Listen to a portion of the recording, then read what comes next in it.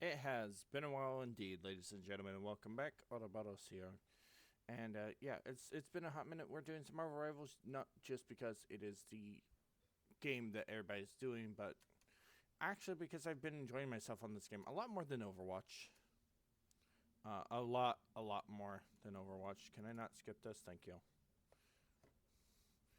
I don't want to see your opening scene. Ooh, spicy. Things I can't afford. Things I really can't afford. Oh, it's $20. Actually, not bad. He's got a shield on each side. That's interesting. This is Captain America. His left arm usually holds his normal shield. So I assume this is the actual shield and this one's just aesthetic. But it is still really freaking cool. Let's actually watch this while I pop open a drink.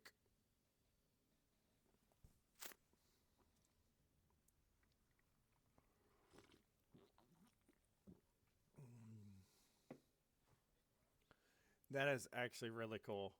That is actually really cool. Hey, oh, let's go.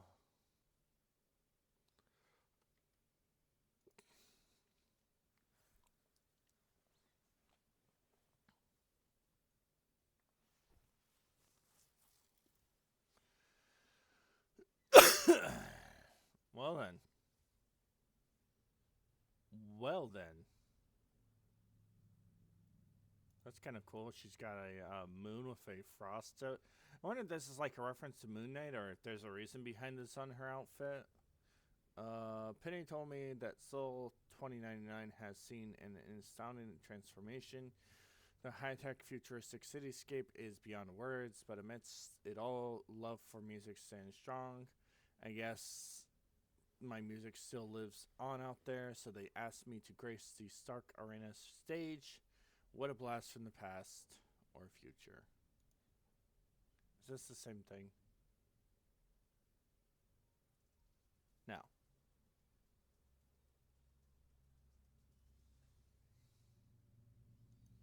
pretty cool. I'm not big on Luna Snow myself, but to each their own.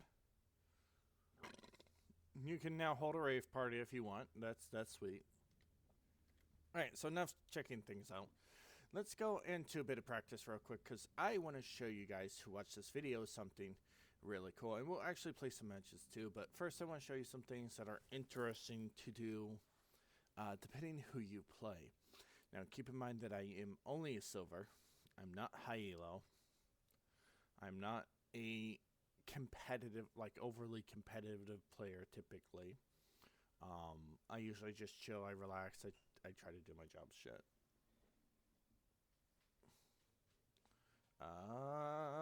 Jeff. Boop.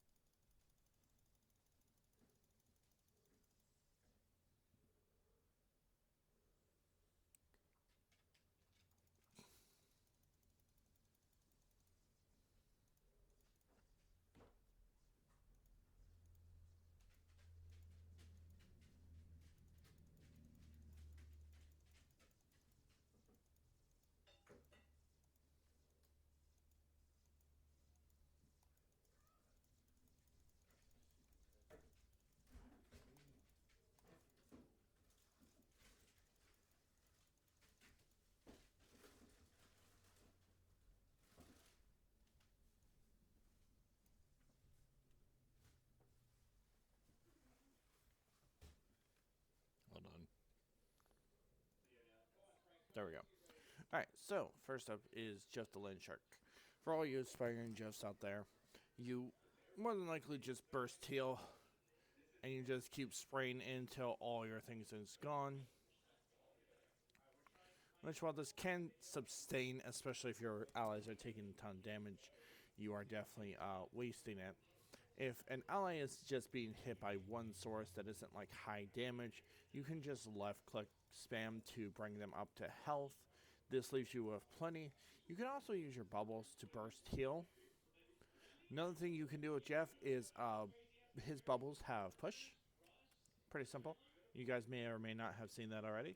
So if an ally walks into a bubble and there's an enemy nearby, the enemy will be knocked back as so boom, they have a pretty good burst. The other thing is, and this is actually horrible to show this, is Jeff's bubbles have burst healing in a different sense. So if these two robots were closer, I could probably show you better. But the thing with that is team up ability simulation. That's cool. Didn't even know that was there. Anyways, so if these two robots were closer and I walk into this bubble, you'll notice that they both got the burst heal. So let's show that again. Boom. You see they both got the burst heal. So if an ally is near another ally when the bubble pops, the bubble will give them both a burst heal. And if they are full health when it pops, it will give them a speed boost, such as so. I'm now faster for a few seconds, while also having a bit of healing regeneration. Next up is Jeff's ult. You will gain more value healing for your ult than you will for doing damage. A single shot of damage gives you 2. Here, let me show my work. Spit you out. I don't care about you. You will get 2% for dealing damage. But let this robot get low, and then burst heal, and you get a lot more percentage a lot quicker. So you do get more value as Jeff healing your allies than you do from dealing damage. This is not to say you shouldn't deal damage. You should definitely help your allies pick off people as you have the opportunities. But if your allies are low health or damaged, try to focus healing them first and then throw in a shot or two. And that will help you get your ult in combination a lot quicker. Finally, Jeff's ult is something that I see a lot of people use wrong. Jeff's ult is a circle, and as you may notice, it comes with a timer. As you just saw, and I'll show that again, you can use Jeff's ult anytime. But what people have a habit of doing, let me just use this real quick. What people have a habit of doing is coming in, instant ulting, and taking as many people as you can. Now, sometimes this does work, but people have trained themselves fairly well to... I'm not sure where your buddy is. Oh, he's down here. Apparently the bots can get stuck. They do not have good intelligent pathing. They just go straight back. It doesn't matter where they are. It's kind of funny. Anyways, as I was saying, while the bots will stand still because they're programmed to, an enemy will do everything they can to avoid it, and there are 3 distinct rings before Jeff ults. Now, what you should do to throw people off is pop ult, wait for people to gather back up, and then pop while they're closer to the middle, leaving them little chance to get out, allowing you to spit them out wherever you wish. Whether that's back into allies or off a cliff is entirely up to you. Next up is... There's quite a bit I've discovered playing this game. I'm primarily a support, and the person I usually play right now is Rocket. We'll get into him in some actual matches, as I'll probably be playing support then. But if not, I play DPS, and something I've noticed is Reed can block almost any ult. That is not a joke. There are some exceptions, like he will still take damage from Punisher ult after he comes out of this form, because you only have 300 block, and then while you're transforming back, you're immune to damage for a moment before you spit it back out. But Punisher's ult is a long enduring ult, and as such you will still take damage and most likely die.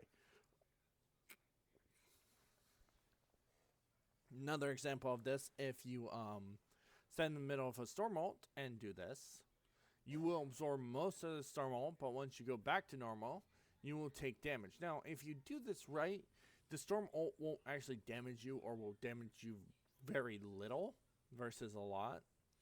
Stylock ult is pretty much the same. It is a slightly longer ult, so you can potentially take damage. But if you pop it like a second or two after she ults, you can block it for the most part. Hell is another one that you'll probably take damage from, if not die, because she shoots bursts of power at you that hurt. They're basically tactical nukes.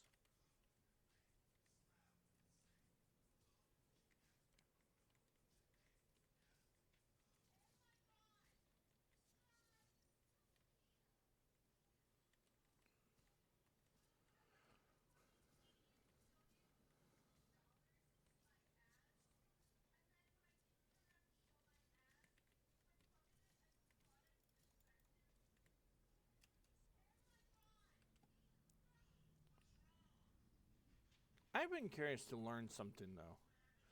So I'm actually going to use this now that I know it's here real quick, and then we'll go do what we need to do. Oh, it shows you all the team ups.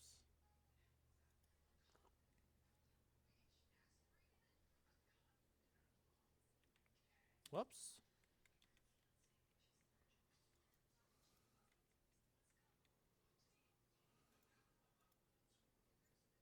Oh, there we go.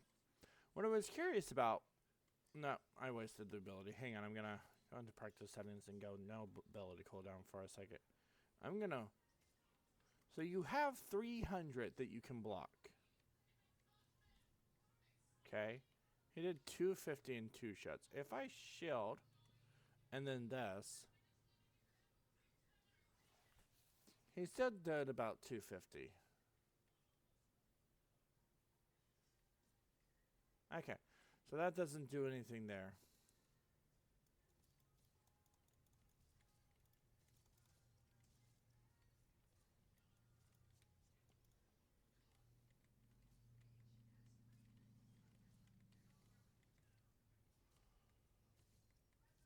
Okay, that was the other thing. Like...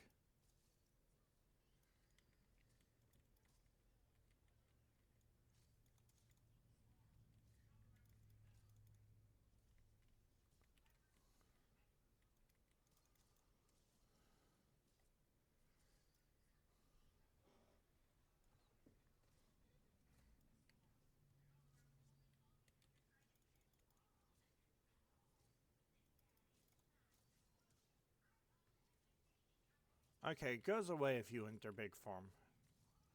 Either that or I'm timing it wrong. I wanted to theorize that if you could use this for big form as well and take less damage.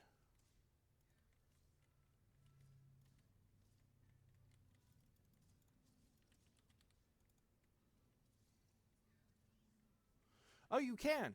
You can. Okay, that's cool. That is some insane timing, though, and that does require Susan Storm, aka Invisible Woman, on your team. That is some insane timing. If you pop it right before you go into Big Dude, you will have that shield in Big Dude, which means you're taking reduced damage as the bigger form than normal. That is actually... Where did the...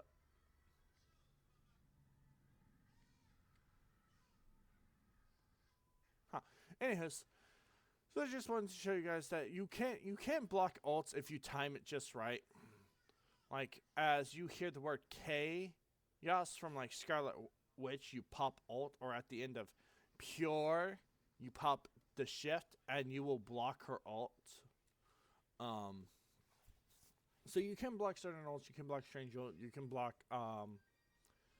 Thor ult if, at the word Thunder, you pop it, and boom, he'll slam down, but you won't take the damage. You will actually absorb it. So there are some critical moments that I would say to pop this versus others.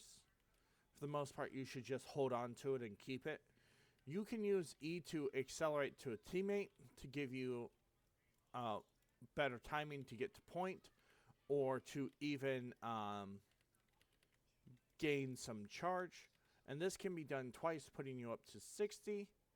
So you can more or less get to a point where in a fight, you're basically at the point of big form, and you go into big form instantly. If you pop big form, and there are no enemies around, instantly exit to go back into small form, because you'll have 1, access to all your abilities again, and 2, you can get back into big form fairly quickly in a fight by either attacking the enemies and using your abilities on them, or popping E twice on an ally, then doing enough damage to the enemy to just go into big form.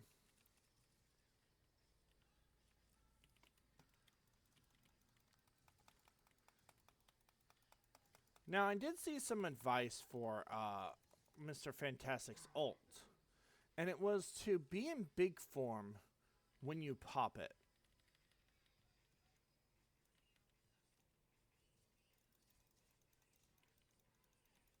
That is not big form.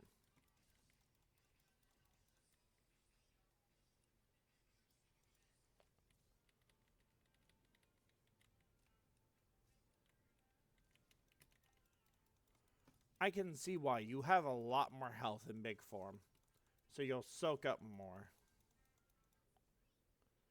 If we enter big form,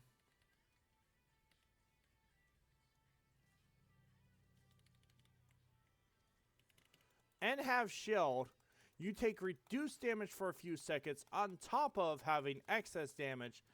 That is some insane timing you would have to do.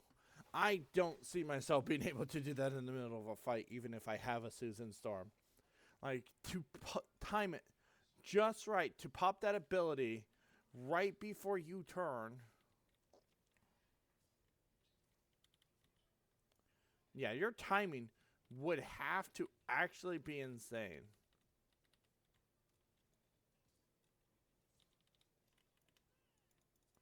Yeah, your timing has to actually be insane for that.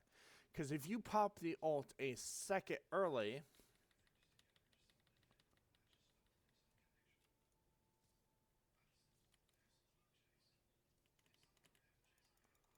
it's like a delay before you pop it. Because you're at the 100 charge, so you will go into big form.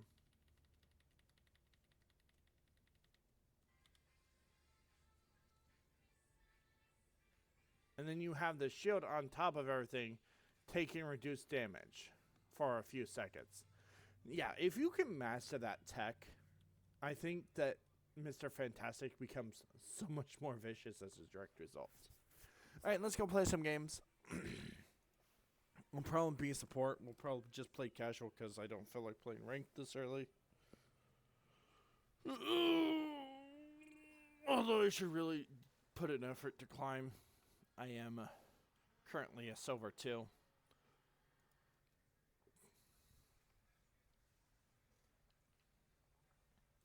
Let's go play some games, and let's hopefully get some support games. Because I want to show you guys different spots you can put rockets, beacons, depending on the map and depending which side you're on.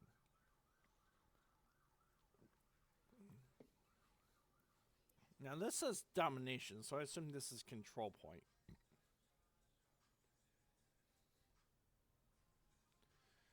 This one's harder. We might have 2 supports. I mean, we could go 3, but it's casual. I don't want to... I'm going to pick rocket before they pick. And they still pick cloak and dagger. I'll change.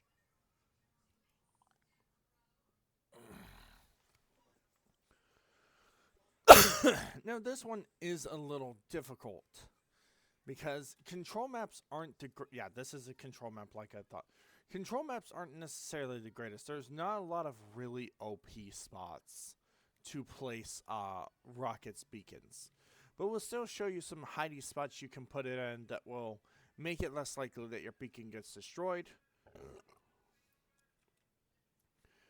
You can also play it in a way where you do emergency respawn beacon, which is someone's about to die. You toss your respawn beacon right before they die. It gets up, they die, and then they respawn wherever you placed it. The only issue I have with that is that you put it out in the open when you do something like that. And if it's out in the open, it can be destroyed fairly easily by the enemy. Which is not good for you. Not good for your respawn, not good for your allies. Just don't do it. Don't do it. So there's a decent spot up here that you can stick it for a little bit. And since nobody's likely to see it, see Strange just died, he's in range, he comes back. Since people focus on the point more often than not in this game mode. Yeah, so since people more than often pay attention to the point in this mode rather than these side areas, you'll more than often get away with sticking your beacon up there. It does not apply if you have people actively patrolling that area and using it to flank. But it is a spot you can stick it if you absolutely need to.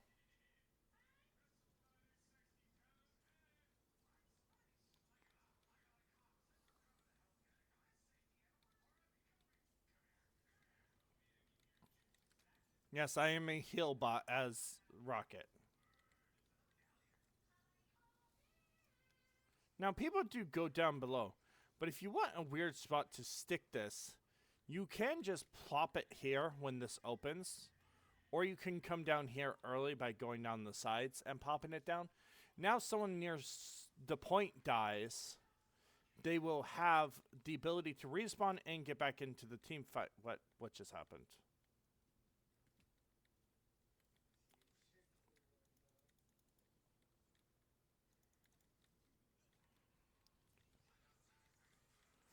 We pop ult where the team is.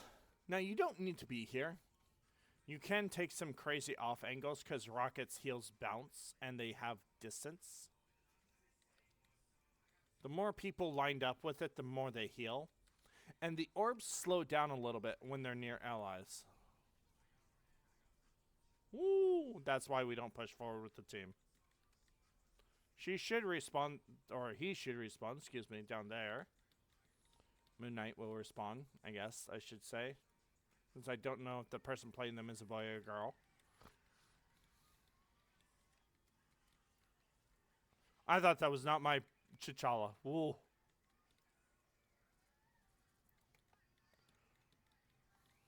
Immediately destroy Onks as you see them, please. Like, not doing that will cost you and your team more than anything. Nope, this is where we back up.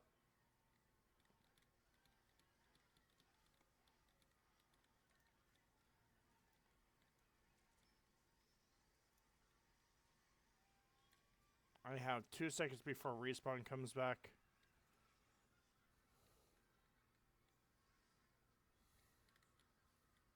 He's probably going to die here in a moment. Let's see. Used that as an emergency respawn. Unfortunately, the enemy actually went down there, probably looking for me.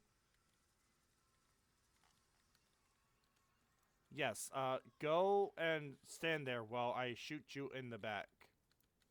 And please note, I'm not afraid to deal damage, but since my allies are typically taking a crap ton of damage, I usually just spam heals to give them an edge. Let's pop that there since most of our team is here. Nope. We climb up. See that Jeff delayed his ult. You see that? Just like I showed. I think more people will learn it by themselves.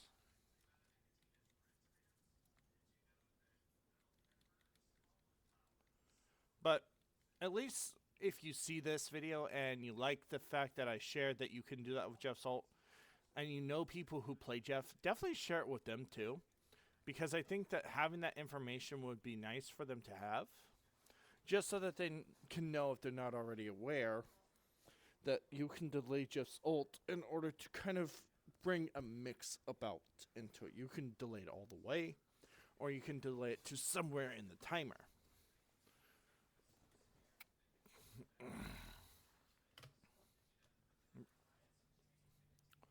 The number of times I have delayed his ult to throw people off, even if it's just by a few additional seconds, and the number of times it's worked is really nice. You just mix it up. And if you're used to delaying it, people might get used to it. But if you instantly turn around and you insta-pop, or you just keep switching what times you pop ult, you will constantly throw the enemy team off, and there will be little they can do. Little. The most they can do is just, run. I kind of want to go this way.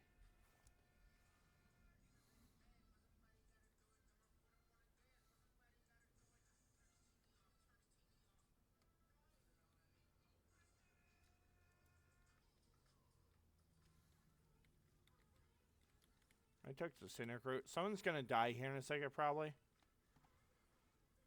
Never mind. We all live for a few more seconds at least.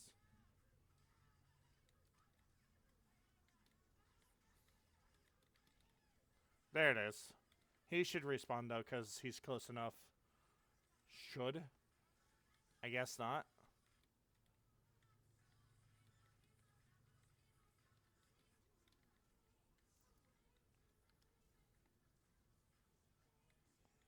Is it too far?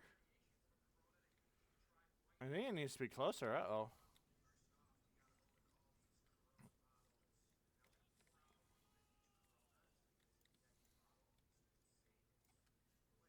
I love how he calls them a keyhole instead of an onk.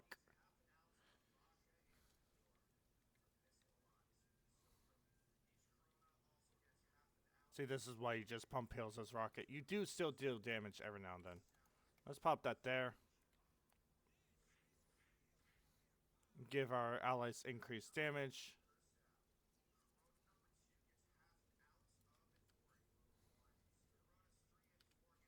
Okay. Don't be afraid to take off angles as well as height with Rocket. Because his orbs actually travel, this Strange is not playing smart. Yeah.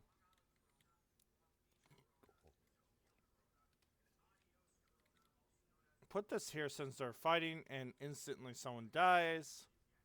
How could I have predicted that? You need to run. You need to run. You need to go invisible and run. You need to go invisible and run. Stop fighting. Stop fighting.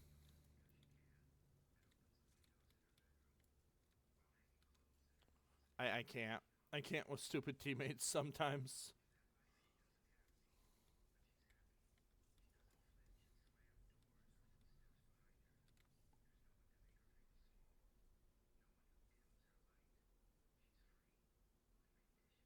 I hear Captain America below me. Like I said, don't be afraid to take weird off angles as well as height with Rocket, because his heals do travel and they do bounce off stuff, so you can just like shoot them directly at the ground. And since someone's going to die here in a second, we're gonna toss this. Look, I'm psychic, guys.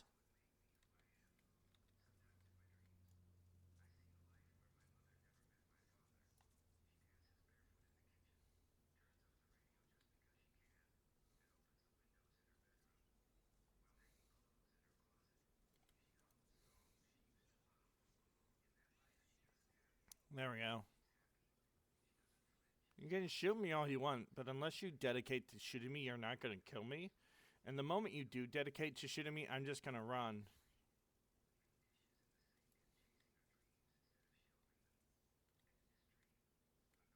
And off the edge you go.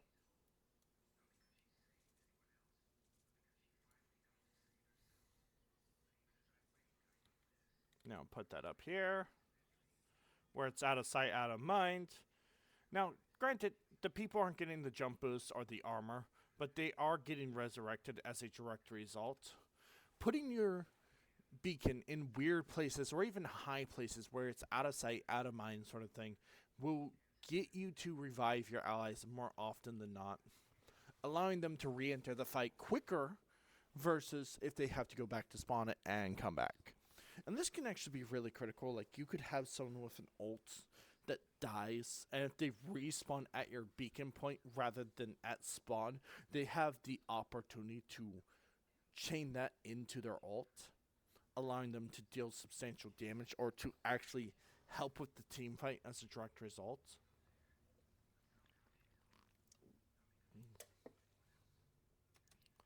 That wasn't a good map to show off. The control points never are.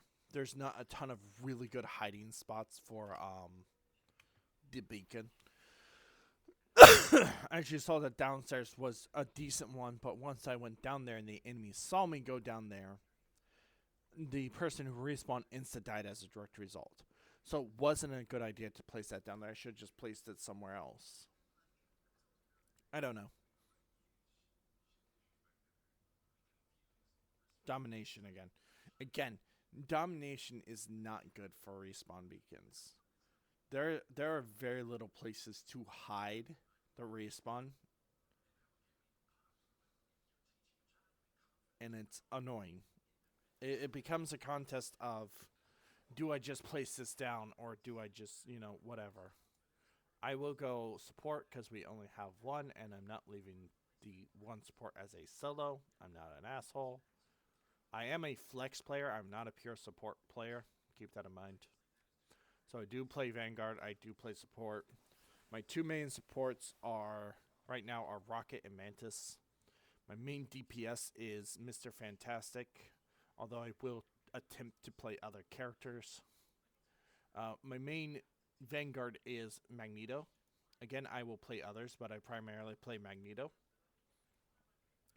So most of the tips and tricks I have are for those characters. With the exception of Mantis, there's no really any tricks or tips. Other than you can use her sleep as an offensive tool as well as a defensive. Like, most people will save it for when they're flanked. But if you have the opportunity and your team's trying to get a kill on somebody, you can easily sleep that person and your team can pile drive on top and kill them. Alright, so let's start with some places you can stick the respawn beacon, like here. Then instantly pop down. Take an off angle like I've said before. Your orbs will heal in a straight line too. Nothing I could do there. Hawkeye. I'm not going to comment on that. They were not close enough. They need to be like on this side of the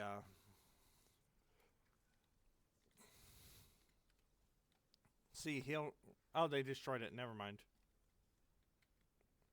I guess they found it by accident.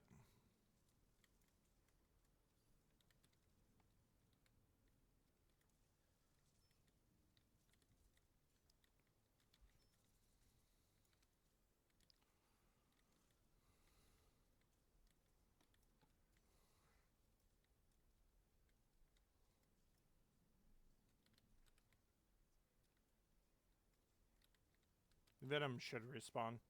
Yep, there he goes. He needs to stop diving in without us, though. I get he's a Vanguard, he's trying to make space, but all he's doing is feeding. Yeah, I can't heal that. I can't.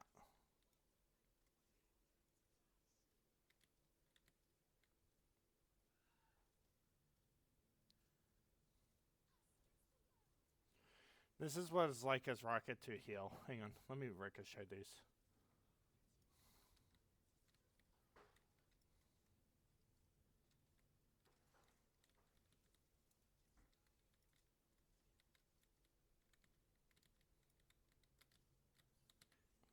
Just throw that down. Hopefully he'll respawn.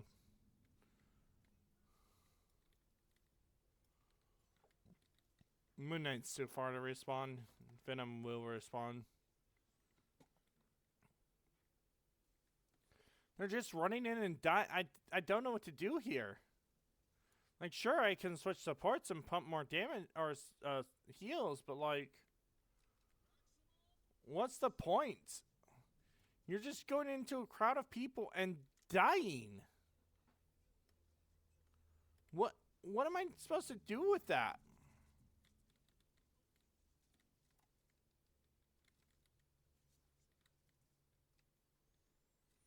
That Punisher got a little cocky. Thank you for the assist, though, Invisible Woman. Like, what do? I can switch supports and pump more heals, but it's not going to matter if my team is going in and just taking substantial damage and dying. Like, what? What is that?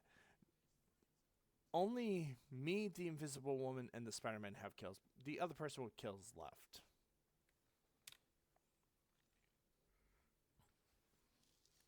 Question is here, what do I do? I could go Jeff. I could go Cloak and Dagger. I could go Mantis. Mantis isn't going to help here because they're not doing damage. So we go Cloak and Dagger. This is the other thing. Be flexible. Be flexible as a tip.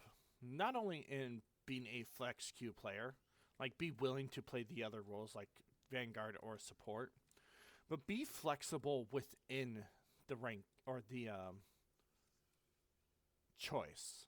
So if you're playing Vanguard, play a few more. Like I play Magneto, but I will play other characters too if I feel like something else needs to be done.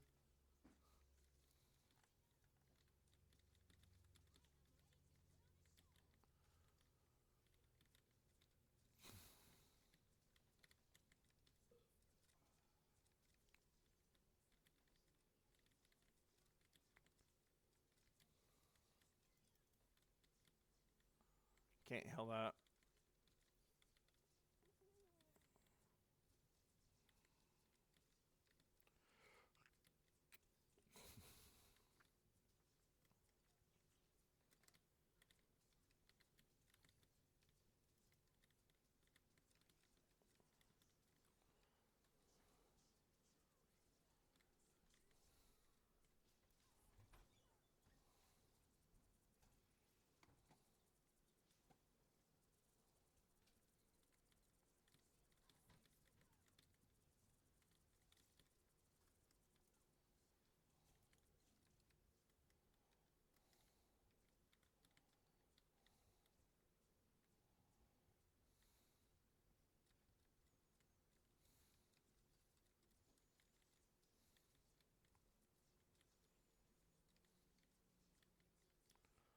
Maybe I should have picked Mantis. I'm not sure it would have helped though.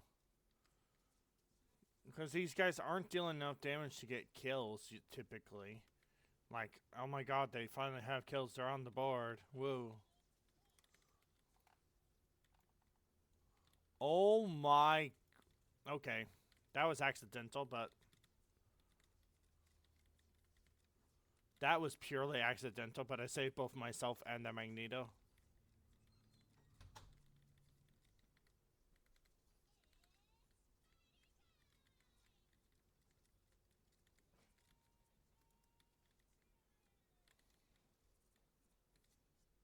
There we go.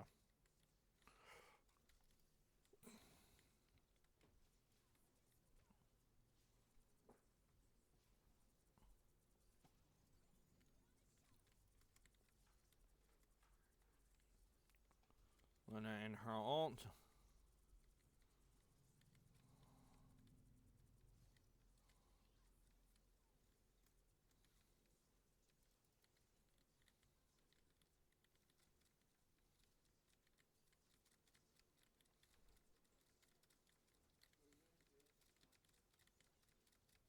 Nothing I can do there, Magneto.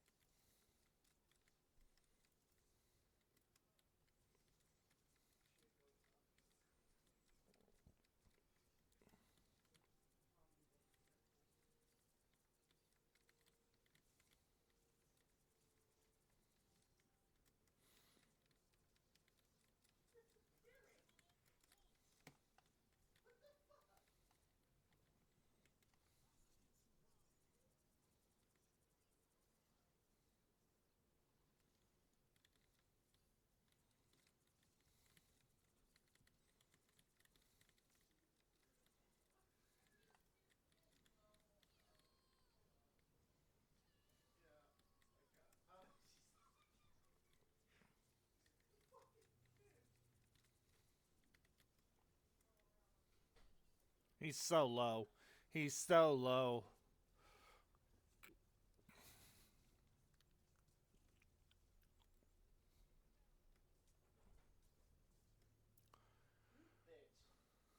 See, if I were to pick someone on our team to switch, it'd be either the Moon Knight or the Magic, and switch to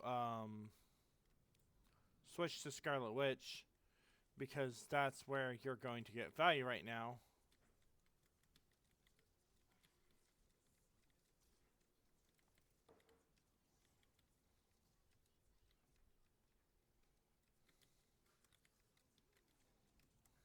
Fudge. Dead. Very dead.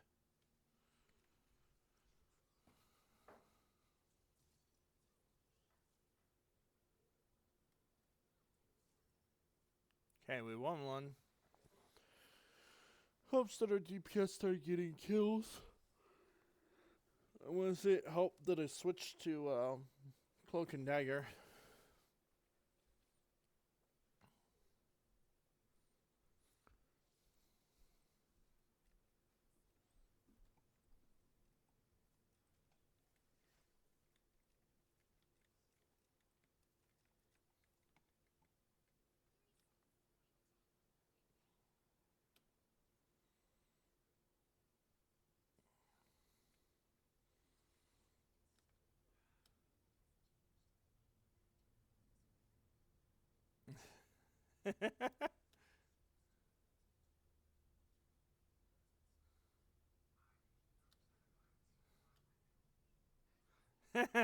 Magic.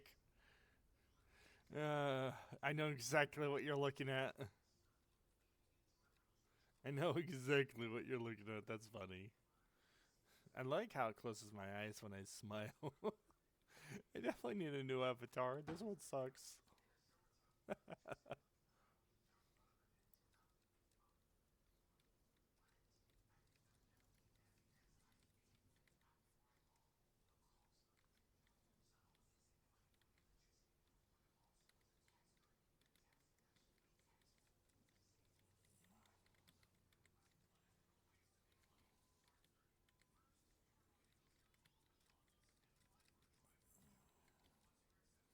Magic, we can't heal you up there, and we are under no obligation to go help you.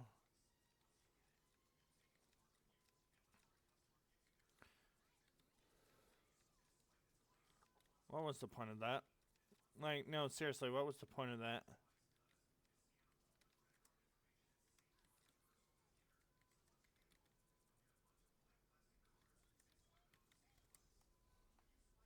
Nope.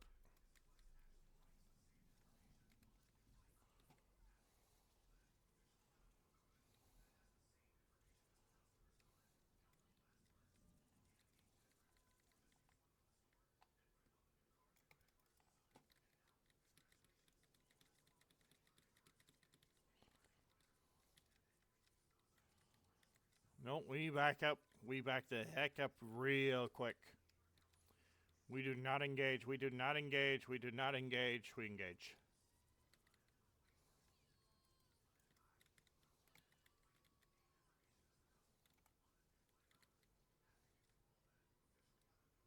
Now you better run, Scarlet.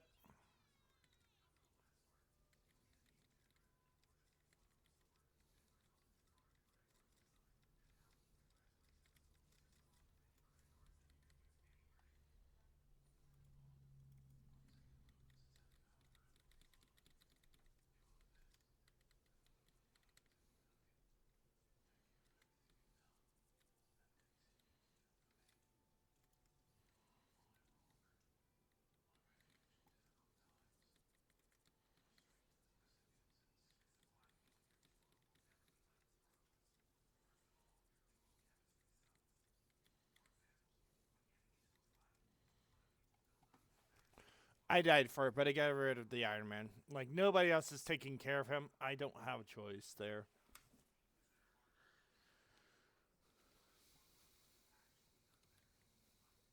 This Magneto give up? I think he has. He's doing good. I mean, he's 14-9, but he's doing good.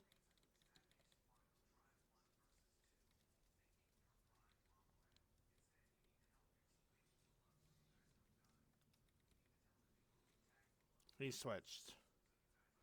What was the point of switching? You were actually...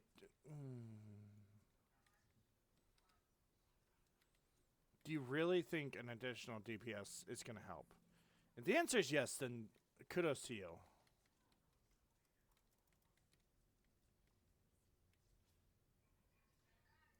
But it wasn't going to. You switching did nothing. You delayed coming out because you were trying to go, I should pick a DPS. Who should I play? No, say the fucking Vanguard. Help your team that way. The power of craft dinner was too strong. What? Huh? Who? Anyways, I'm not gonna gripe and complain overly. I probably... Never mind. I was gonna say I probably could have played better. But I had the most healing on the entire board. Almost by 2,000. Almost by 2K. Almost, not quite. And 1,000 something more healing than their Cloak and Dagger. And decent damage, but damage wasn't what I was really going for. Damage block was probably when I saved my teammates from the ults that I saved them from, including myself, from the Scarlet Witch ult. I meant to get the Invisible Woman with that, but didn't. Me and her have the same amount of assists, so kudos. She had almost 8,000 healing. I don't know if you should have had more or should have had less. I'm not entirely sure. I found myself not overly into Invisible Woman as a support. She's okay. I'm sure she has incredible potential. Like, look at her damage blocked. 11,000. This dude was doing good, too.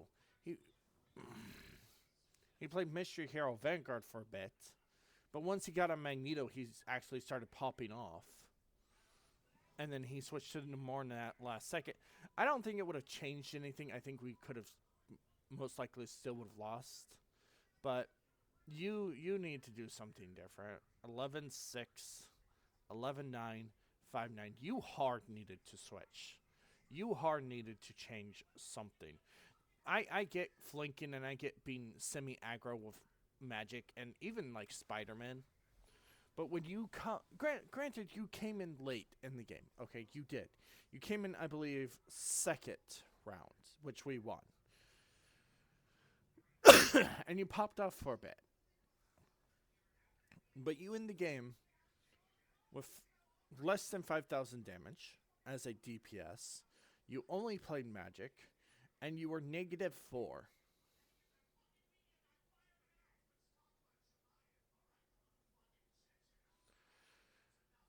Again, I probably could have played a million times better, and we might have won as a direct result. I'm not directly blaming you, or even you for the loss. I like to try and look at it as how could I have done something different. In the case, like, I was this magic, I would have switched. I would have been like, all right, nothing I'm doing here is helping my team. What can I do? I would have looked at the board and go, oh, we don't have a Vanguard. Let me pop off to Vanguard.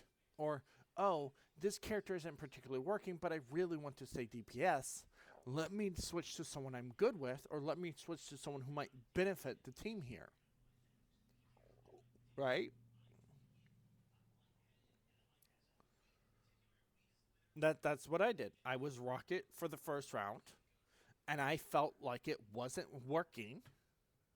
So I switched to a slightly higher healing output with Cloak and Dagger. Don't get me wrong, my heals are usually insane as Rocket Raccoon. But with the way my teammates were playing, I did not feel like Rocket was the pick. My options were Mantis or Cloak and Dagger, in my opinion. Because those are the two others I can play aside from Jeff the Landshark.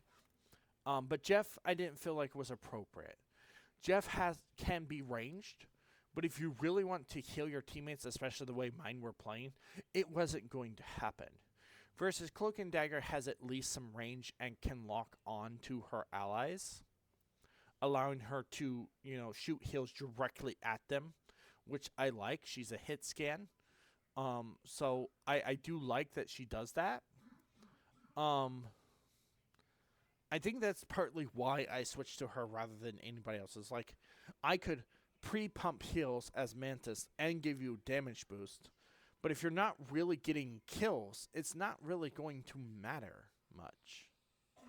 Okay, I pre-pump heals and damage boost the magic. Sure, she maybe gets a couple more kills as a direct result. But at the end of the game, she's still negative, maybe by 1 or 2. So it would have been less potentially. But Mantis doesn't have substantial heals outside of her ult. And what I mean by that is Mantis heal is a small burst of health followed by health regeneration, increased health regeneration for a few seconds time. Now, preemptively doing it means that you put the heal on somebody that you know is going to charge in. They're going to charge in, take damage, and they'll instantly start healing. The issue with doing something like that is the time for the regeneration effect starts the moment you apply the heal. And the same with damage boost. It starts the time you implant it. So they actually have less healing as a direct result. But if I delay and my teammates aren't pulling back, like this magic went into a team of, I don't know how many were there, probably 4, probably 5-ish, give or take, and died. Yes, she was trying flanking. Yes, she was trying to pressure. But the moment she got in there and saw the number of people sitting there, she should have teleported away. She should have dealt a bit of damage, poked, basically. We call that poking. Poked the enemy with a bit of damage, and then fled. Disrupting them, waiting a moment, coming back, poking them again, and fleeing with her portals. You poke, flee, poke. Because there was a lot of enemies in the area. There was no amount of healing I could have done to save her. Because I was on point, and she was way off to the side. As a support, I want to keep you healed. I want to keep you sustained. I also want to help in the fight somehow. Right? Other than just constantly healing. If you then go off to the side and die, there's absolutely nothing I can do to save you. Nothing. So if I was that magic, I would have either played differently and actually tried to poke at the people who were alone, or I would have fought with my team, allowing my supports to somewhat sustain me, aiding my allies by dealing damage to those within the crowd, because she's a good crowd control character. Or I would have just switched. The Magneto Venom Penny felt like they weren't doing enough. They were popping off as Magneto. I had no issues with them as Magneto. I wasn't really okay with them playing Penny because they just kind of stood there, which is something Penny just does. She also moves slower when she's shooting her cannons. And they weren't overly great as Venom. They were just diving into the crowd without anybody there and dying. They were feeding. They were hardcore feeding. We don't have support, so I could either play support and hope this person goes Vanguard, or I could play Vanguard and hope this person goes support. Either or works because we do have a Scarlet Witch. I could just go and play Magneto. We're attacking. Okay, he did go Vanguard, so we will go Rocket again. So some things you need to keep in mind is that Rocket's orbs bounce off of objects. They also heal and slow down slightly when they pass by somebody.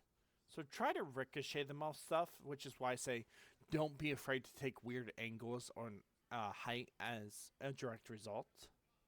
We're going to just charge straight in. My preference is to go to the right with some people while a group charges in middle so that they're distracted, and then the heavier DPS can like deal damage on the side. I'm going to place this here because it's out of sight, out of mind. It's not a grand spot. It's like... Did I press the button by accident? Whoops. I can't heal stupid.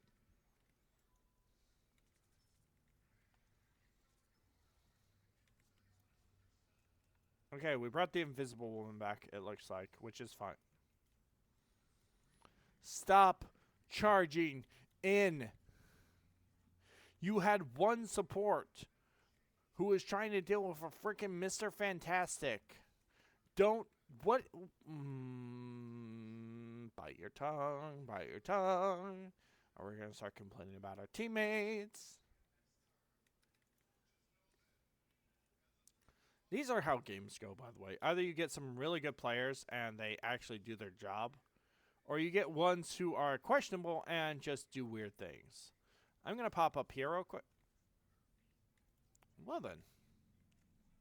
I'm going to put the relay there because it's less likely to be found now because their invisible woman has probably gone to their team.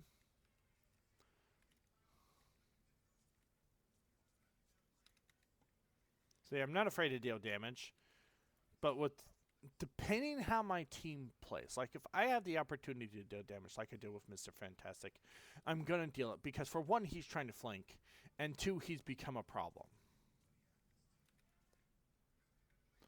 But I'm primarily going to focus healing.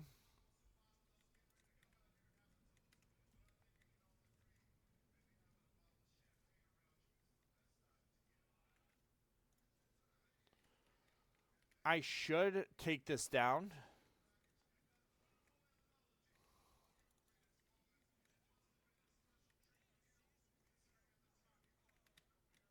I don't have it. Did it break? Or did they damage it?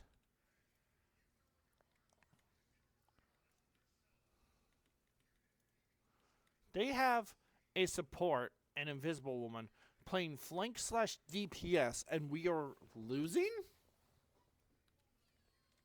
Nope. Nope. Goodbye. That is an instant kill to most characters. Honestly, Magneto should have whipped around bubbled at least one person since they were playing so far up. You hear?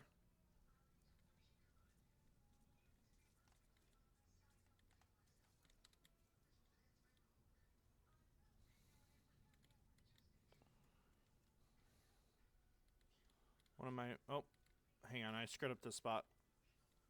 Because you can get somebody back here, which is hilarious.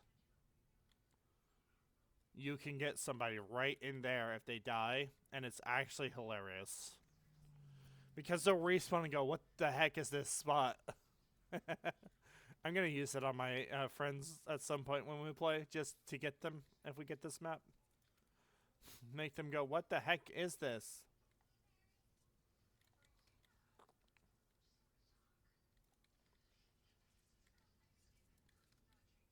Nope.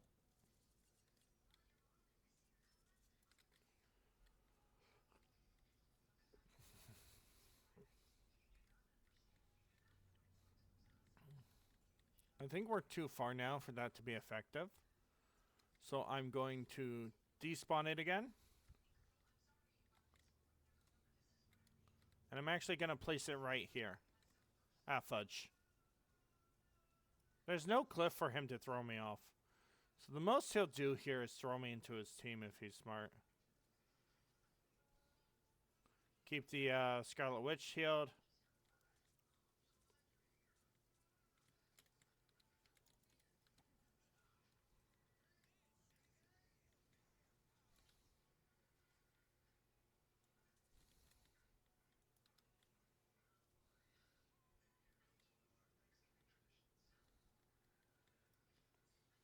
I don't know what this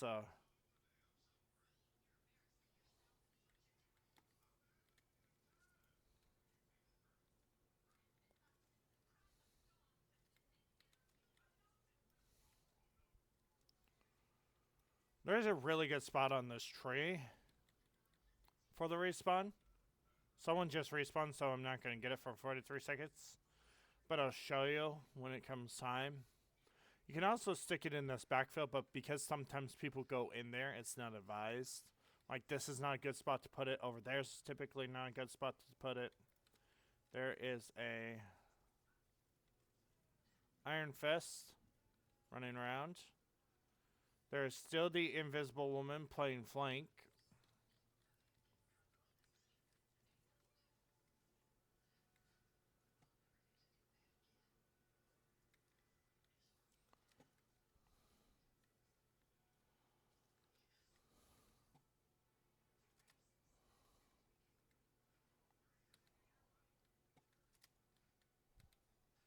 There we go.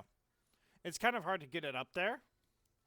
But if you can, it's a nice respawn point for your allies because you're fighting right here. So you can get it up on that tree. Give them a safe spot to respawn where it's kind of out of sight, out of mind because most people are focusing on Cart and your team. So they won't ever look up there. Finding weird spots as Rocket Raccoon to place to respawn beacon is one of the biggest things you can do because no one's going to die or no one's going to typically find your thing and go, oh, it's here because, Rocket typically puts it in the center of the map or in these usual hidey spots in these buildings. No, you stick it up high and you stick it out of sight and nobody finds it. That was an okay match. We won. I don't know if we should have won. I question you. I question you hard. 2,000 healing as an invisible woman. Mine did 4, don't get me wrong. So, not much difference. 2K difference. Roughly. But you primarily focused damage. And we're playing flank invisible woman. Why? Why were you doing that to yourself? Better question, why were you doing that to your teammates? This person switched off a cloak and dagger to Jeff. That's actually insane. What were you? Scarlet Witch. You were always hell. There was a hell in the game? That's how much I didn't see her. I didn't even know you were there.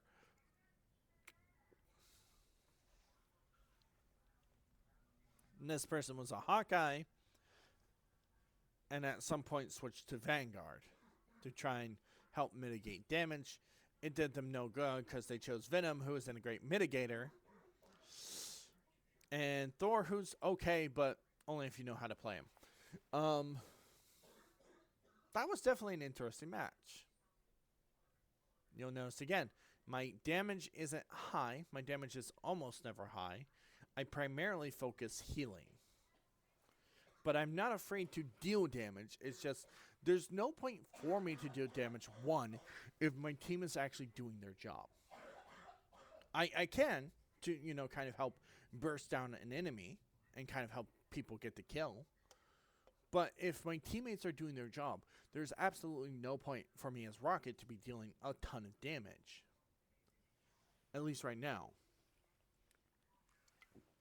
Maybe in higher ranks it's a thing that I could be doing more often because I'm not having to worry about my teammates as much because they'll probably be using actual health packs and stuff as they play.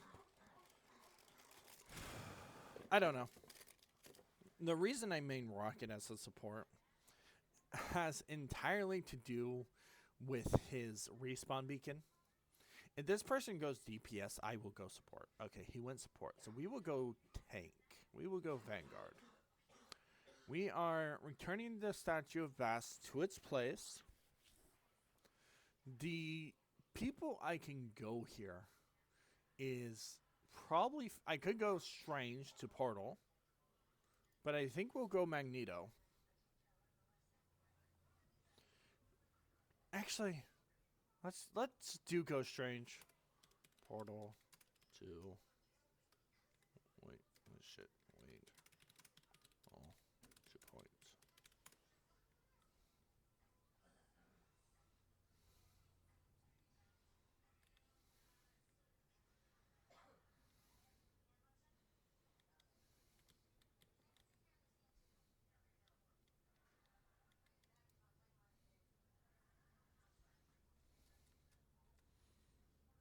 And easy to point.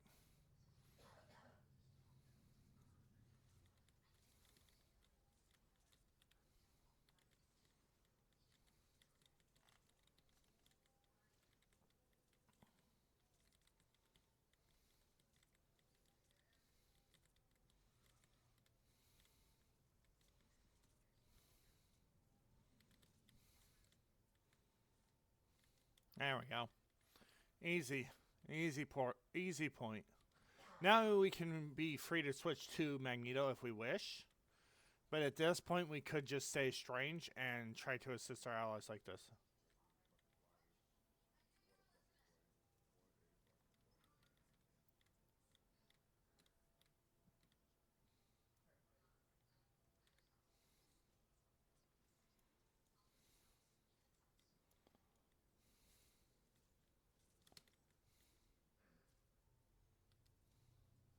Do not leave. Do not leave enemies like that.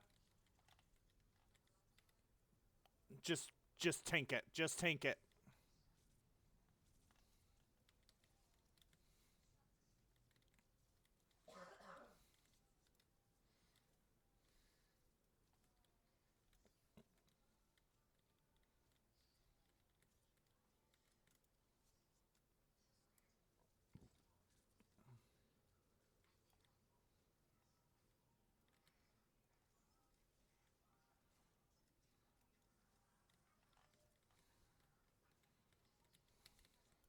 I'm bad aim. I'm a very bad aim.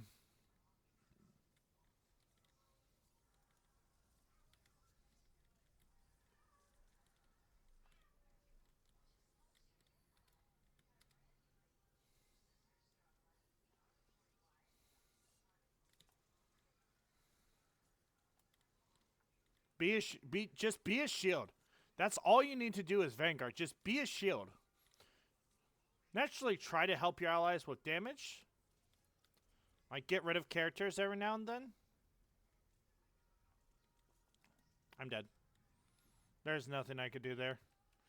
The only hope is that Adam resurrects me right there, but I wouldn't.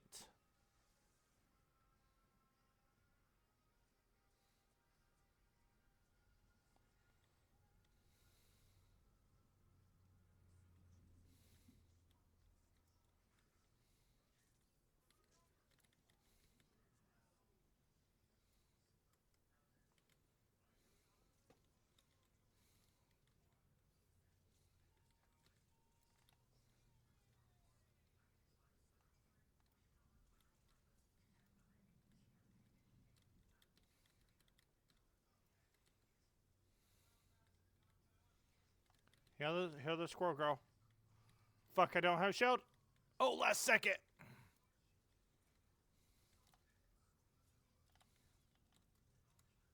Ah, there's nothing I can do there. Alright, I'm gonna have to switch.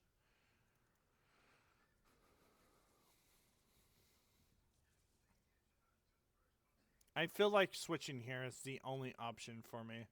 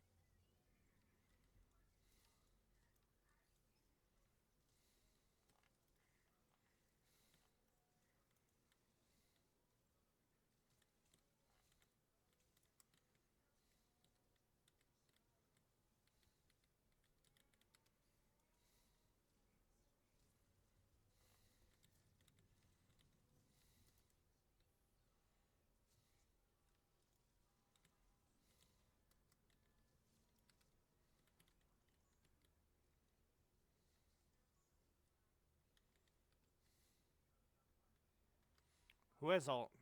Only Jeff the Land Shark. We could bubble him, but I'm not sure it's worth it. Maybe if he only absorbs a few people. But there's really no corners for him to, Yeah, I knew I heard you behind us. No, no, no, no, no. Nope.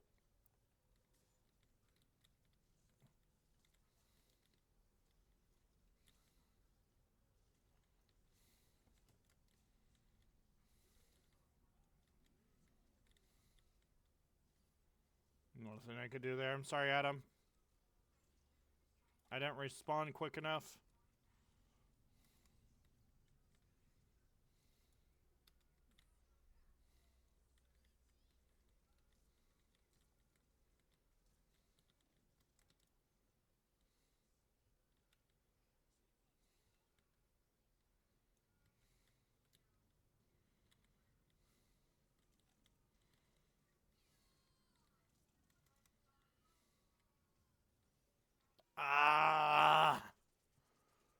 They're just alt dominoing.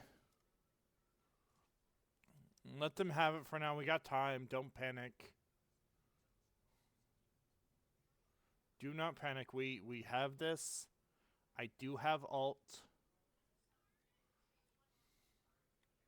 Let my team know it's ready. We'll go in here.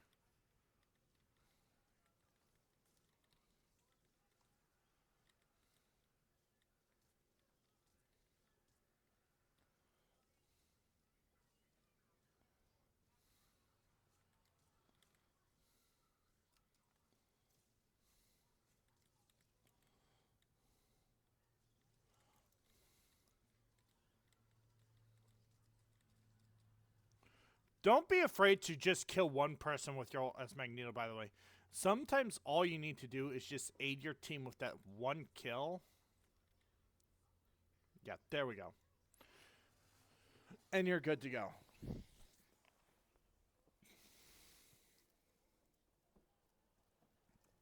Yeah.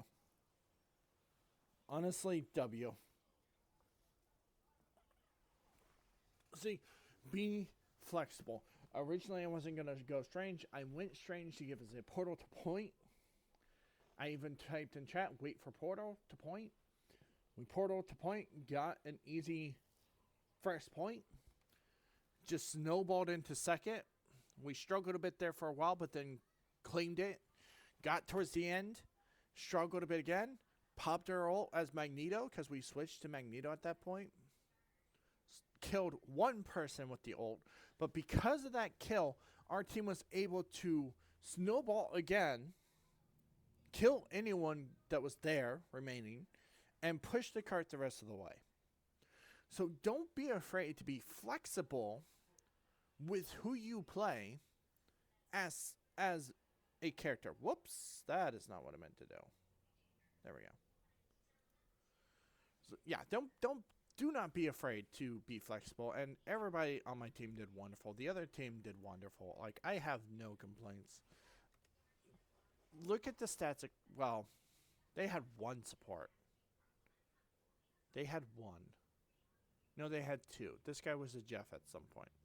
He was very briefly Jeff because he only has 400 healing. This guy has healing because he was Iron Fist. They realistically only had one support. Like, that's rough. It is possible to snowball with a singular support, especially if that support is someone like Cloak and Dagger who does a substantial amount of healing. And they did do a substantial amount of healing by themselves. But I feel like this team would have done better had someone been willing to switch to an actual support. My suggestion would have been their Magneto or their Star-Lord. Because everybody else was okay. Like, this guy, yes, is -2, but this guy is 1-1. That's, in my opinion, a lot worse than someone going negative. Negative is horrible, don't get me wrong.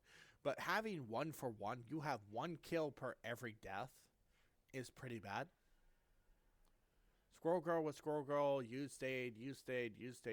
All my teammates stayed. The only person who switched was me. And the only reason I switched was because I felt like we were struggling and weren't making any gain. So I switched from Strange to Magneto in order to give my allies additional aid. Because one, I can bubble my allies, and two, I can be a better shield. Not that Strange's shield is bad, but just when it pops, you have to wait for it to come back, which is a pain, versus Magneto's shield is like a 3 to 4 second cooldown. It's not a long cooldown. And if you time his shield perfectly, you can block ults. Like, I would have blocked that Scarlet ult had I not died to the Iron Fist.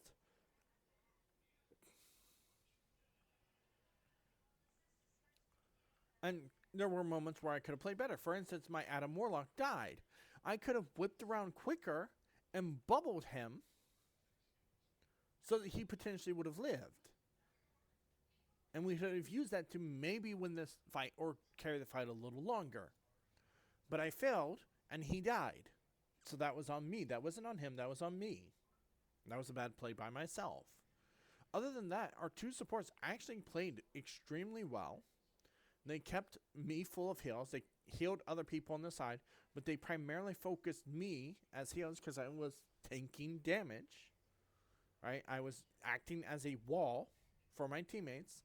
But you notice that I never once overly made at a substantial amount of space. If I have the ability, sure, I'll push. Like if the entire enemy team is dead and most of my allies are on cart, I will go forward just to distract the enemy. That's all I do. I don't try to kill. I happy if I do, but it's mostly to distract enemies.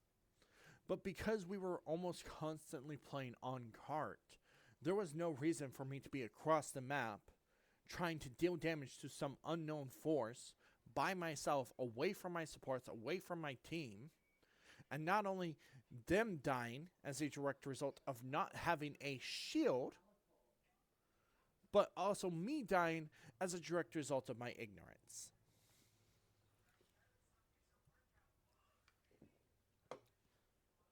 So two things. One, be flexible. Magneto on their team did well. He had more damage than me. He had more mitigation. Or, well, less mitigation, more damage. But he had 2 kills and 6 deaths.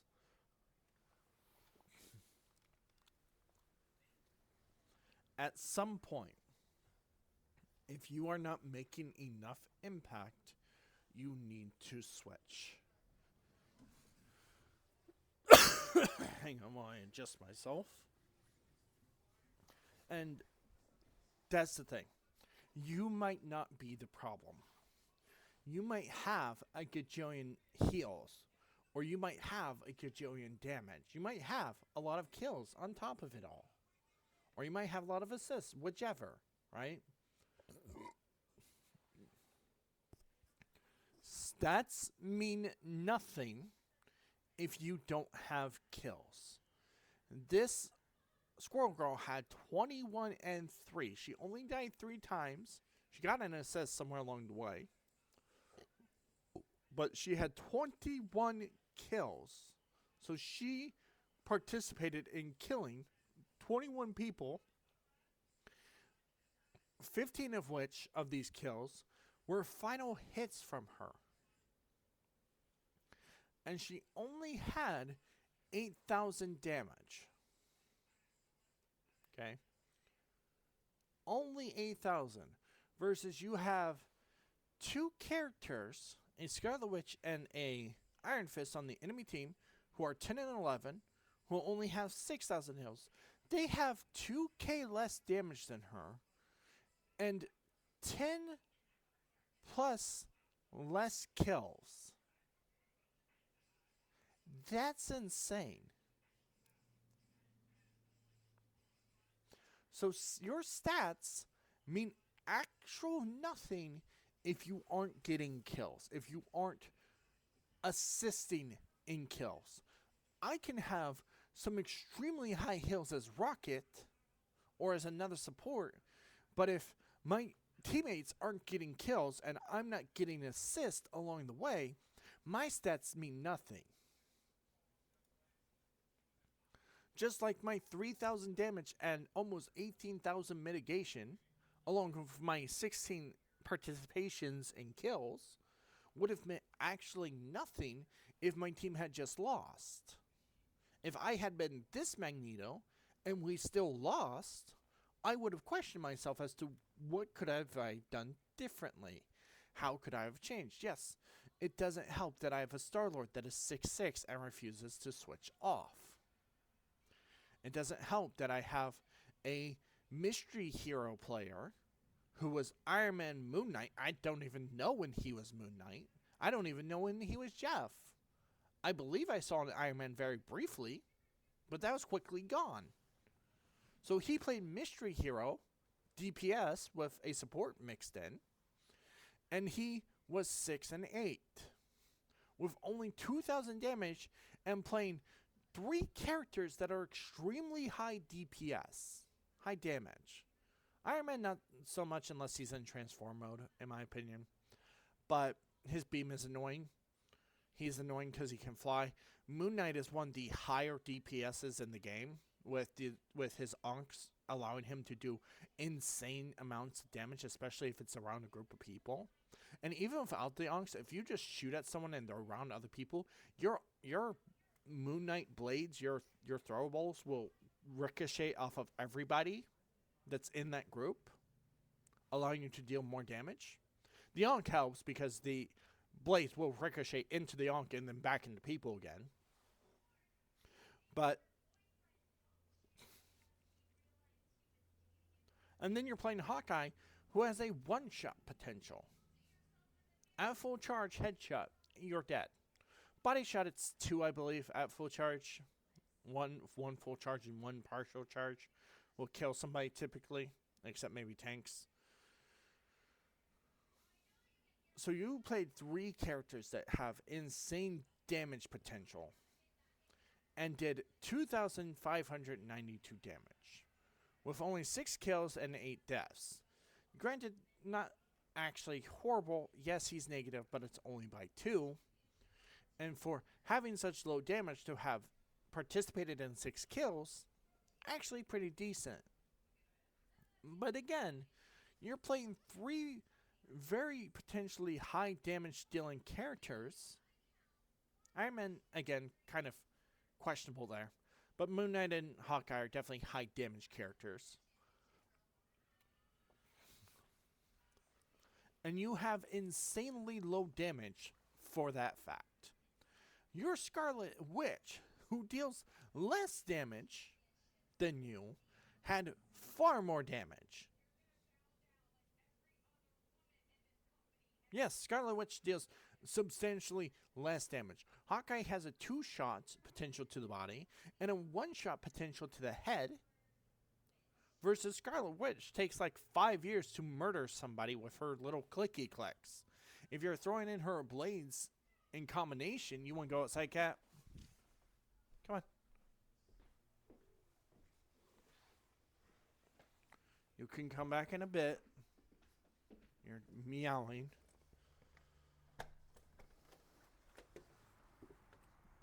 You can come back in a bit.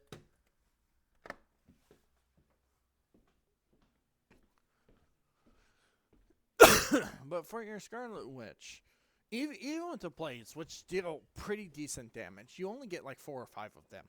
And then they have to recharge. And it takes a bit for 1 to recharge. Even if you throw those in, you are still dealing less substantial damage than a Hawkeye and a Moon Knight. And you have way less damage than your Witch. Way less damage. You have less damage than your Star-Lord, who probably got the majority of his damage from his ult. More than likely the same with this guy here, who probably did most of his damage through his ult, or at least got a substantial amount through his ult. So these two are probably from their ults, some other damage on the side, which definitely gets some damage boost from her ult, because it one-shots almost everybody in the game.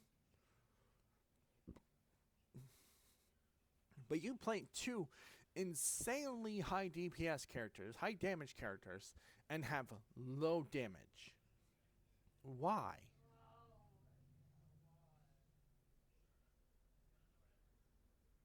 Why do you have that low damage? I feel like if you had stuck Moon Knight and actually played him the way he's meant to be played, you would have aided your team and we would have struggled a bit more as a direct result. Especially since the majority of us were playing on cart. You would have snowballed the heck out of us. But it's fine. Improve, or you can see he tried different things to make it work. And when he found something that worked, that aided his team to some extent, he stuck to it, which was probably the Hawkeye.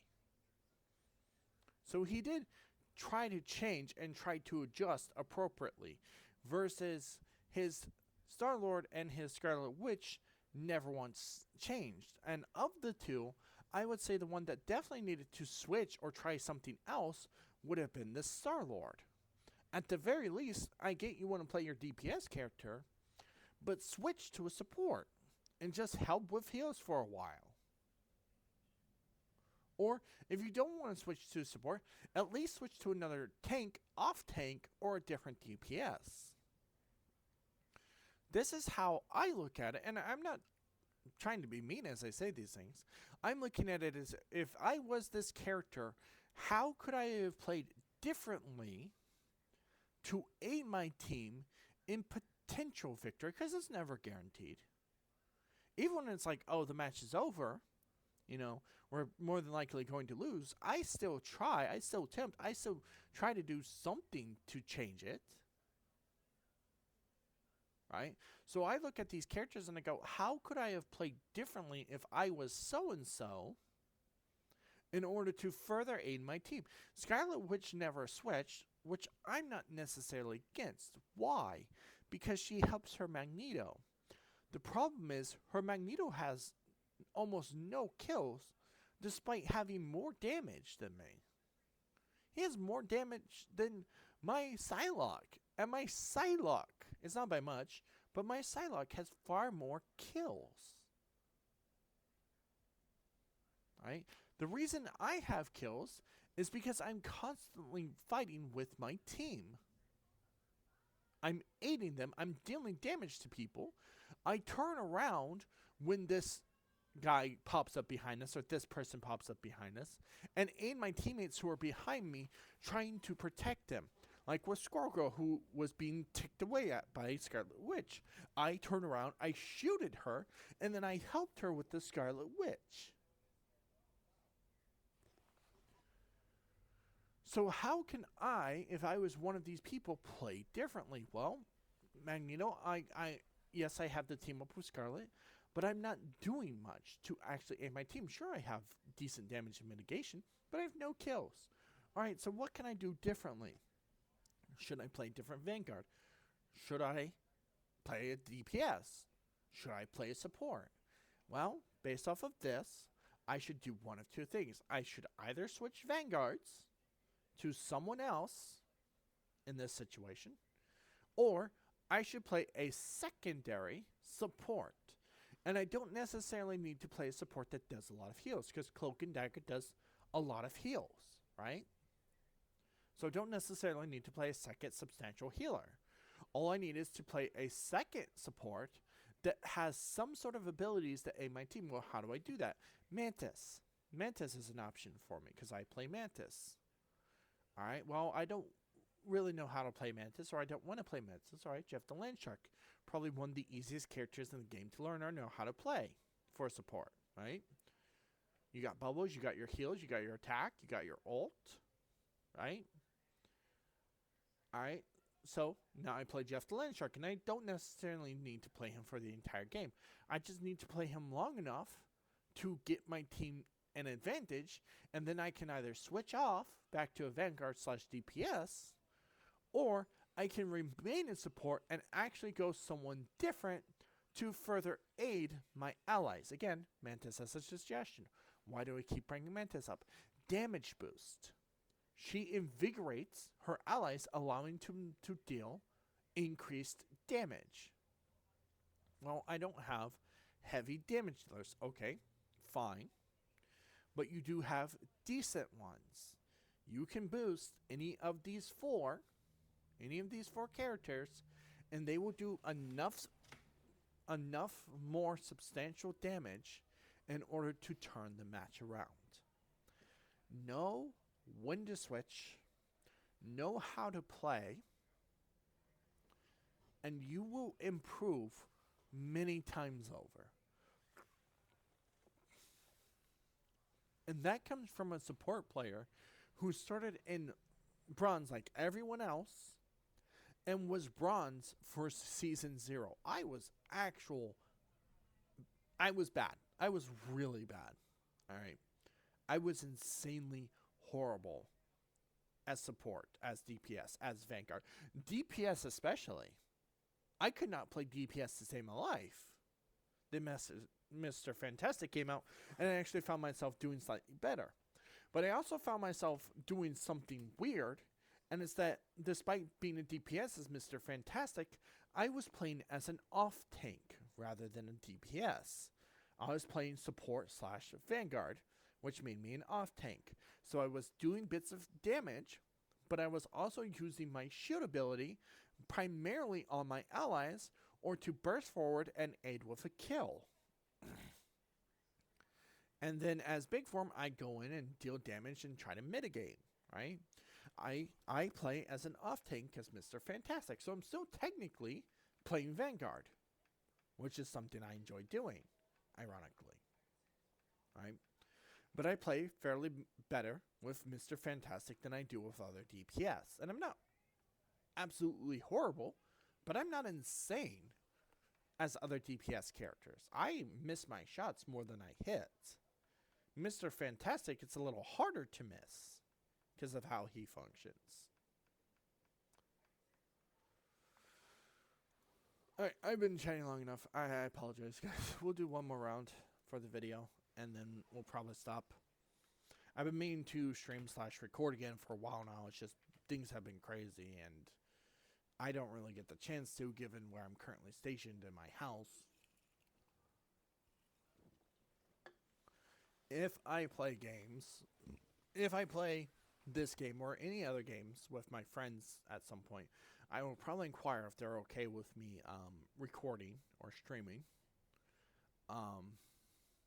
Just because we get really goofy when we play, or you can see how we play in certain games. Like, it's fun.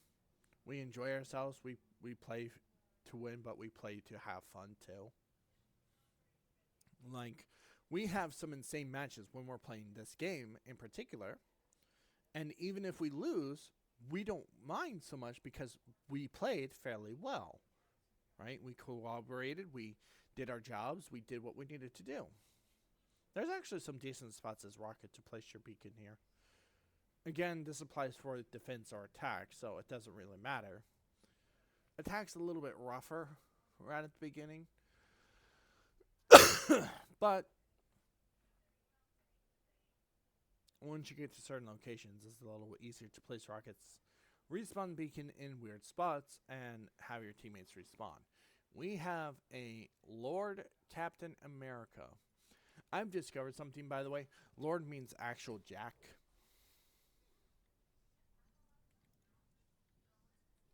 I can't see my character. See, I'm dealing damage right now, but mostly because we're in spawn.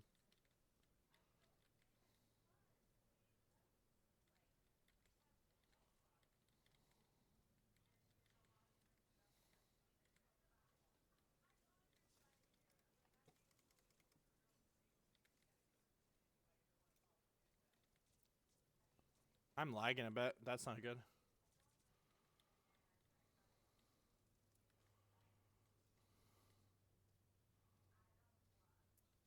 I'm lagging a bit.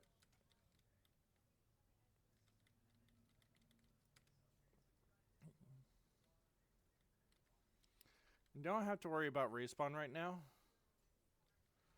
Everybody's playing okay, and the payload is constantly moving.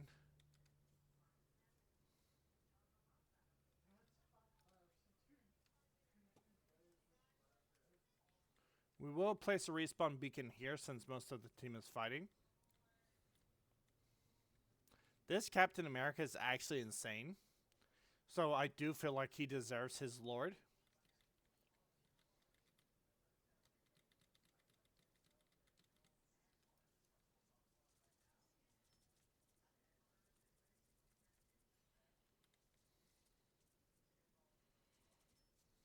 There we go. See, I'm not afraid to deal damage at all. I don't think he respawns in that. I think it was... Oh, he does. Wow.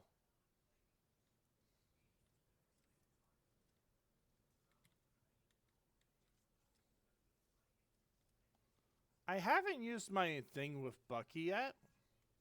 Mostly because this Captain America is actually insane. Let me pop this down. Let me put this here. I did not think that America would respawn on my beacon. I thought he was too far away. This is an interesting spot. You can stick the beacon up here if you have it. And again, it's kind of tucked away out of sight, out of mind. So people won't really notice it there. Yep. We are the payload princesses. This is fine for Rocket. And I think Luna Snow is okay for this too, because both of us are kind of range supports. I'm going to pop this here, just in case someone dies.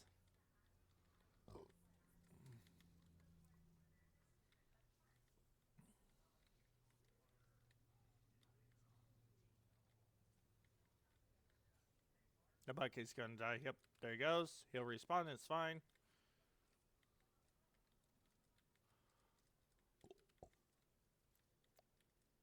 See, just place it in spots people aren't going to pay attention. Because they're focusing on cart. That place was fine. It wasn't grand or anything, but it was fine.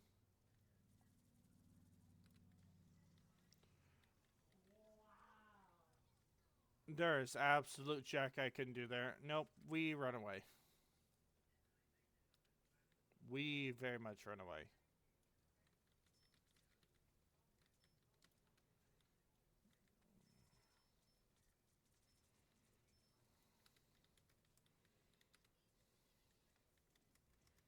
Blech.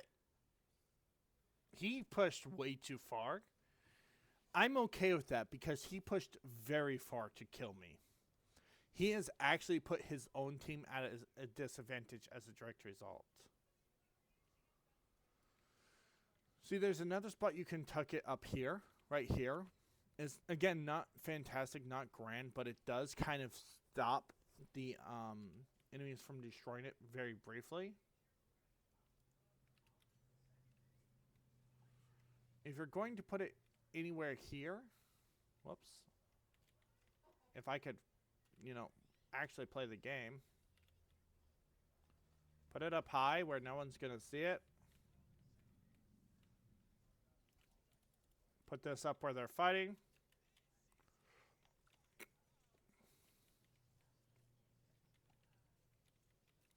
See, nobody's paying attention to it. And because of it, my Namor gets to respawn freely.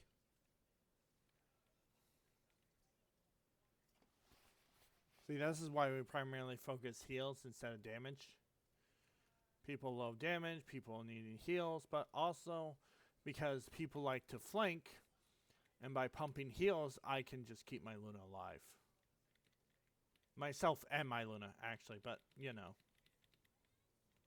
Nothing I can there, Cap. I don't have respawn. See, not afraid to damage.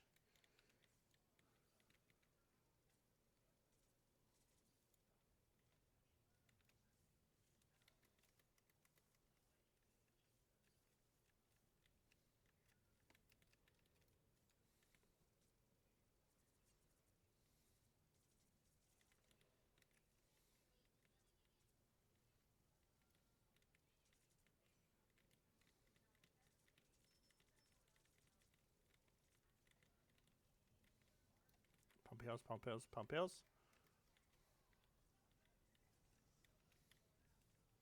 Tucked away in the corner. Nobody will see it. It's fine. Give Bucky his infinite ammo. We respawned our Squirrel Girl, which is fine. It was tucked away again in the corner where nobody was really paying attention. They are obsessed with us rather than the beacon. Not the greatest spot in the world to put that, but it's fine.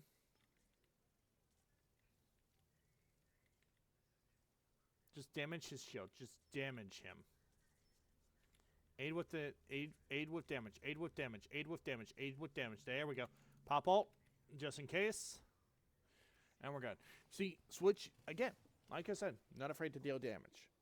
But primarily, I'm going to try and focus heals.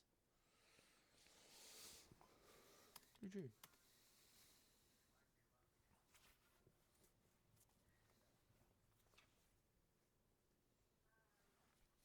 And this is the result. Again, not insanely high damage. I'm going to focus on two things as Rocket Raccoon. One, keeping myself alive. by running away and using his scurry ability to, or his jetpacks, to run the heck away as fast as I can. Or I'm going to just pump heals into my teammates. And look at this.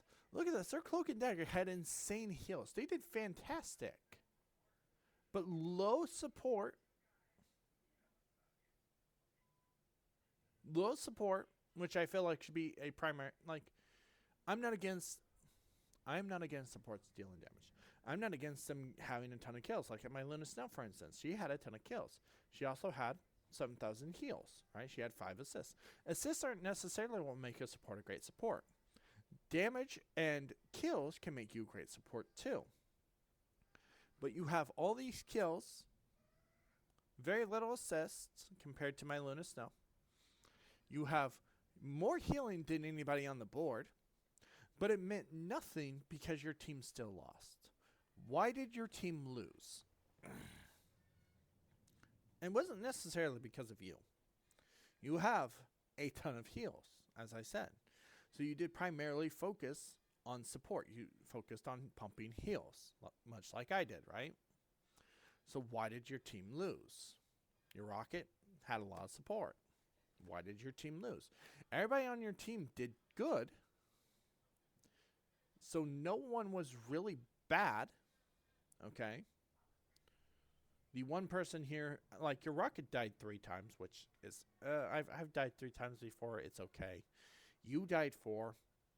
I'm of the opinion that supports should try to die the least. Because the less you die, the more heals you get and the more you're actually supporting your allies. The only thing that changed between your team and mine is that mine did more overall damage, got more kills altogether, and played more as a direct unit than yours. Your Thor hard pushed into my team primarily by himself, and at one point even pursued me way in the back when he should have been focusing on Cart or been with his team. That was a mistake he did.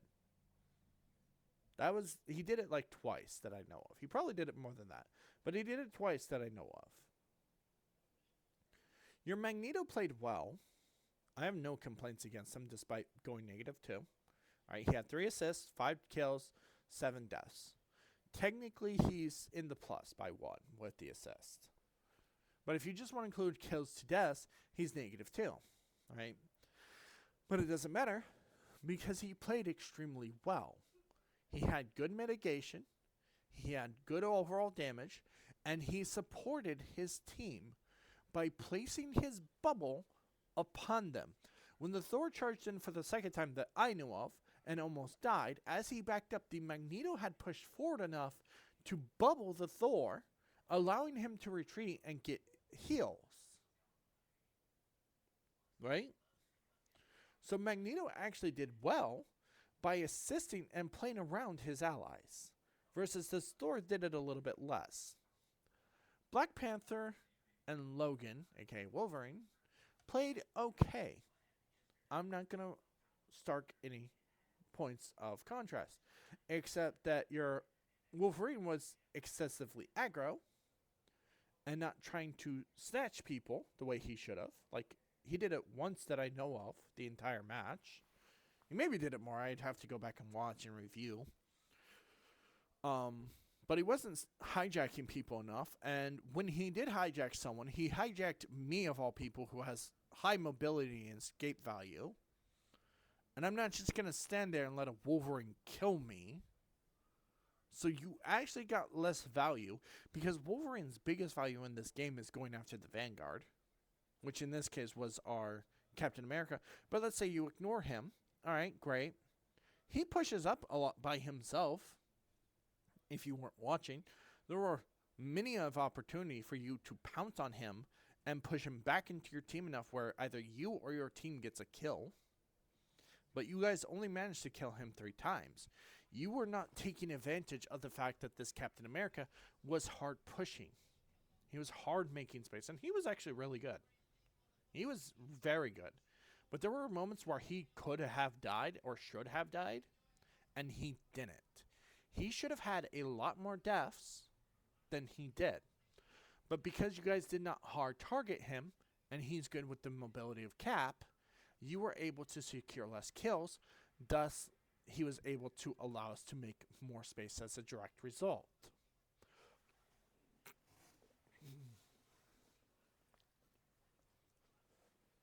Tell me what value your Thor brought you in exchange when he hard pushed into my entire team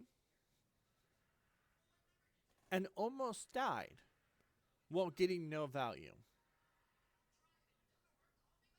The only thing he did was make me retreat. And then where I retreated to was back towards my spawn because I knew my teammates were reviving. I knew that I could get, if I could get to them, I could get protection. And not only could I pump them full of heals, but I could whip around and start pumping damage into the Thor. Your Thor had made a few miscalculations, a few misplays, and again, no fault, no problem with taking space as a Vanguard. You're supposed to be a shield, you're supposed to deal damage, and you're supposed to take space. So he was trying to do his job, but he made mistakes twice. One, he pushed me back towards where my teammates were, and one, he pushed me back way further than he should have because my teammates were respawning close to cart and he was not there to help his allies, which allowed us to kill his other Vanguard and push cart. And by the time he got back, the only thing he did was die. You get no value from pushing me. And unless you're someone like this Panther, you get no value pushing me. Because the Panther has a chance to kill me because he's fast. No one on your team has a chance to really kill me. I died once the entire game, and it was to the Thor who pushed me way in the back line away from my allies and away from spawn. I made an error. I should have dealt some damage, then ran off back towards my team. So I died from my own foolery. But for the most part, it gave no value as a whole to your team. Why? Because my entire team had respawned at this point and was on cart, which you were away from. Not only were you away from your team, but you were away from cart. And my team optimized on that, killing those who were on the cart and then killing you as a direct result because you had no support and you had no other Vanguard to bubble you because he was dead. If I was the Thor, I would have, yes, still charged in, but I would also keep in mind, one, where are my supports? And two, where's my Magneto? Why is the Magneto important? Because the Magneto is actually bubbling me. If the Magneto's close by, I can go in, deal some damage, pop my bubble, right, my electric bubble, which deals damage to people, exit it, and it slows them on top of it, right? I can dash in, deal some damage, pop bubble, dash out, get bubbled by my Magneto, retreat far enough so my supports fully heal, and repeat the process. As long as I know the Magneto cooldown, or ask, hey, when's bubble, what's your cooldown for bubble? I can time Magneto's bubble and repeat this process. Yes, I'm poking, and I might not actually get kills, but I'm doing enough disturbances to disrupt the enemy team.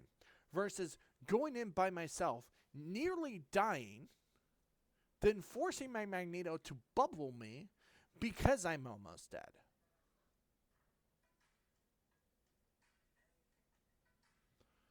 That's me as this Thor. That is what I feel like you should do. And again, you didn't play horribly. You had good damage. You had good mitigation. You had decent kills. You just died a little more than you should have.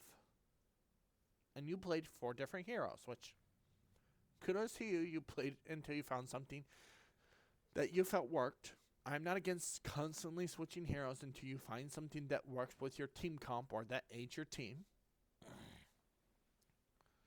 But Strange would have been decent if you played with your team, but you wanted to be a little more aggro, which is why I think you went Scarlet originally and then you switched to Thor. Honestly, you probably could have stayed Scarlet and worked in combination with your Magneto. You would have given Magneto value by giving him his link up ability. And you could have just poked damage, ran away with your shifts, poke damage, run away with your shifts, and then when you ult, let your Magneto know you're going to ult. Go to ult, your Magneto bubbles you, which protects you for a few seconds while you explode and kill everyone around you.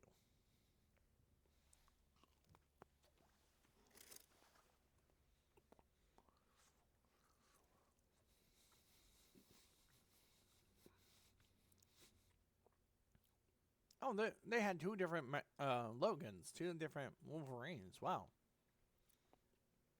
I think what happened here, I think this might have been the original Wolverine on their team that pounced me. And once he realized he wasn't going to get any value as Wolverine, he switched to Rocket in order to provide support, which I think was a fantastic idea. I think you switching to him actually aided your team a bit more. I didn't even know they had a Luna Snow. Alright. Well, that's enough rambling and gambling, and let me give everyone an upvote because they all played extremely well. Kudos to the captain on my team. He really knew how to play. The reason I say Lord means actually nothing typically is because all it requires to get Lord is just playing a lot of matches. It doesn't necessarily mean that you're good as the character. Case in point, I had a Lord Iron Fist like a day or so ago, who was 1 and 9. 1 kill, 9 deaths, very low damage the entire game. And he was a Lord Iron Fist. So, being a Lord doesn't really mean anything unless you actually know how to play the character.